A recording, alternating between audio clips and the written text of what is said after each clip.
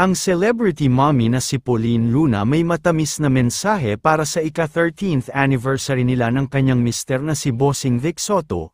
Nitong Huwebes November 7 ay masayang nag-celebrate ng kanilang 13th year anniversary ang mag-asawang Pauline Luna at Vic Soto. Sa official Instagram account ni Pauline Luna ay nagbahagi ito ng iilang sweet at throwback pictures nila together. Makikita sa mga larawan na ibinahagi nito na ang mga pictures nila na kumakain ang ifinlex nito sa social media. Ayon kasi kay Pauline Luna ay ang pagkain nila together ang isa sa pinaka-favorite nilang bonding mag-asawa simula pa noon.